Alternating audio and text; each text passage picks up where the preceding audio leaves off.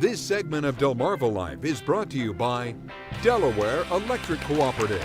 Well, with just 2 days to go before Halloween, many people are decking out their houses with ghosts and ghouls and all sorts of scary decorations. But if you've got decorations that use electricity, you're going to need to follow some simple steps just to make sure that you and your family are safe. Here's Delaware Electric Cooperative's Jeremy Tucker.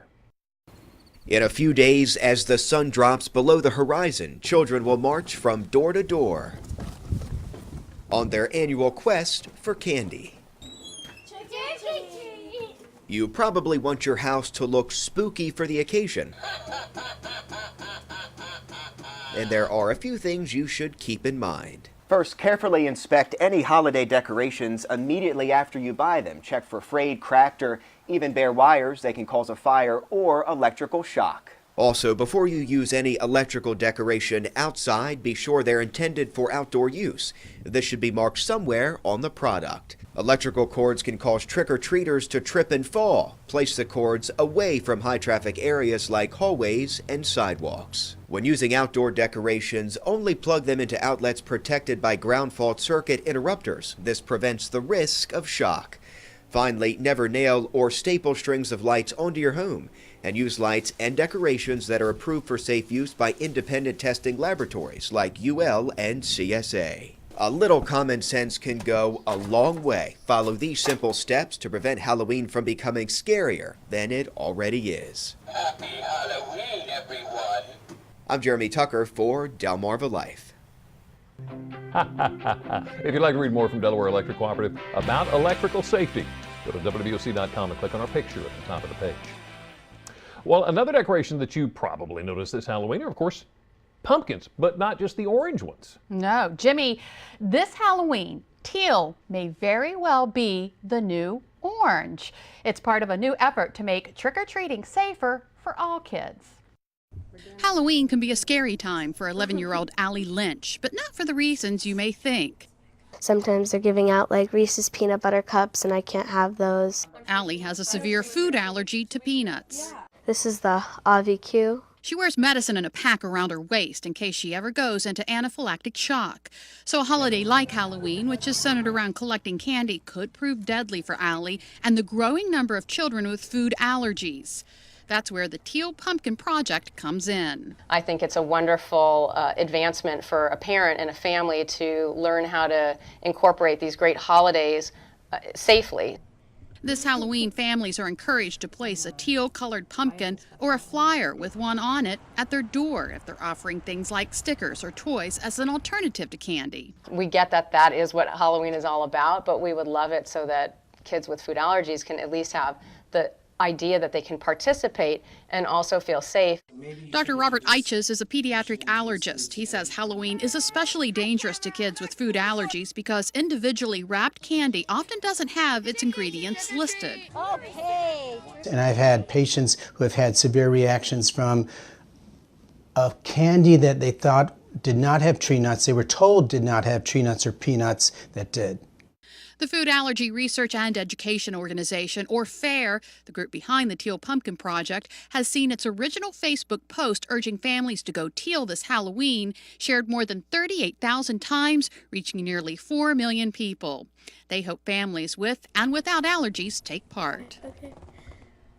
Supporters of the Teal Pumpkin Project are quick to point out they are not anti-candy. They just ask that if you do hand out sweet treats, you put them in a separate bowl. And we mentioned the little mini candy bars in there, how they don't have ingredients on there. Another thing is that if you get a bag of an assortment of them, sometimes if some of the other little candy bars have nuts in them, they can get mixed in with the ones that don't. So you need to be careful, when it comes to the mini candy bars as well. Look through what they've got just to play safe. Well, you know, there is another way to keep your child safe.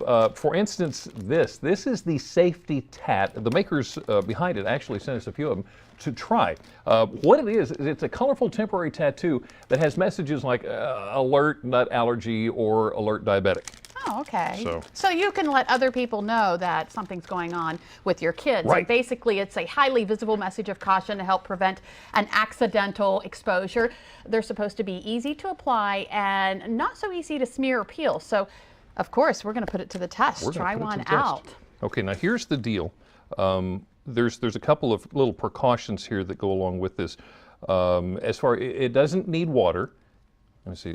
What I'm pulling out here right now is just a little alcohol swab. We're going to use the back of Lisa's hand and clean everything up here. Okay, He's we're going to tattoo put one me right on here. That's right, on TV. Who'd have thunk? Yeah. It really is a simple thing. You don't have to have water. What it is, see if I can get this one open. Okay. What it is a heat activated? Heat activated from your body heat. So what I do is I put this on you, okay, and I'm going to hold it on here for 20 seconds. Now the heat from your hand is what makes it stick. Okay. There's really no other adhesive to it. Now the good thing about this is it'll stay there from 1 to 3 days is what they say. It could be up to a couple of weeks. Then, and I'm kind of hurrying things here just a little bit, I take this protective I feel like you're going to rip a Band-Aid off. I'm going to take everything right off of there. And you know, the thing is you can write down any kind of allergies or anything on this, but you can also use it, you know, if you go to the park or something, you go to a field trip, a shopping mall, amusement park, sometimes you get separated from your children. Wouldn't this be a great way? This is a great thing. To get reunited. Now, what are you labeling me with? I put it on upside down. What it says is allergy. And it says Lisa's nuts. No, I'm just kidding. I know. But this way, it doesn't wash off. It's water resistant. Now, when it comes time, and of course you can leave it on as long as you want, not just for Halloween, if you're going to the mall or something like that. You know that tug that you have, it's going to hurt a whole lot.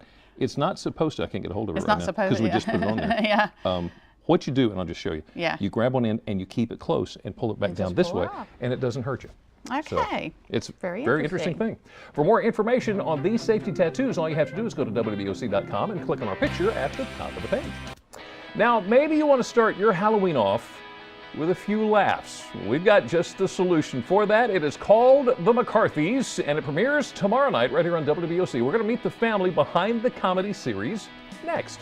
But first, we'd like to congratulate Janine Giasanti of Selbyville in Sussex County, our winner yesterday of a $200 Goose Creek Food Stores gift card. Now, as far as today's question, we featured two men yesterday who made it their mission to help the homeless. Earlier in the show, we asked you how long they said it takes just to engage a homeless person. The answer, you remember, just 10 to 15 seconds. So congratulations to today's winner of a $200 Goose Creek Food Store gift card. Don't miss out on your shot to win tomorrow. The More of Life will be right back.